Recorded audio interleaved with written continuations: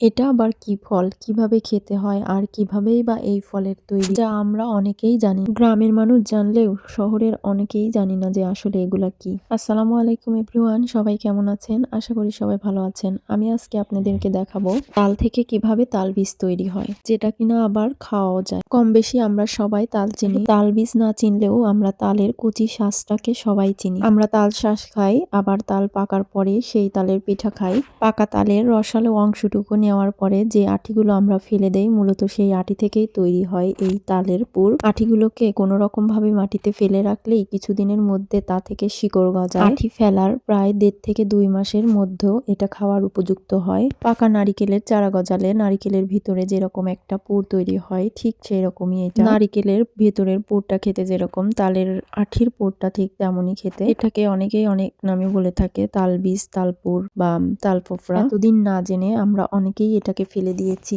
এটা খেতে কিন্তু মিষ্টি, রসালো এবং অনেক নরম। এই তালের ফোফরা তৈরির জন্য কিন্তু আলাদা কোনো পরিচর্যার দরকার হয় না। জাস্ট এমনিতেই মাটির উপর ফেলে রাখলেই খুব সুন্দরভাবে গাছ তৈরি হয়ে যায়। তা থেকেই তৈরি হয় এই তাল ফোফরা। আঠিগুলোকে মাটি থেকে তুলে নেওয়ার পরে একটা দায়ের সাহায্যে মাঝখান থেকে ফেলে নিলেই কিন্তু বের হয়ে আসবে তাল শাঁস। আঠির ভিতরের এই সাদা অংশটাই মূলত তাল ফোফরা। তারপর চামচ অথবা দায়ের মাথা দিয়ে উঠিয়ে নিয়ে এটা কিন্তু খাওয়া যাবে। আটিগুলো কিন্তু অনেক বেশি শক্ত, যার কারণে কাটার সময় একটু সাবধানতার সঙ্গে কাটতে হবে।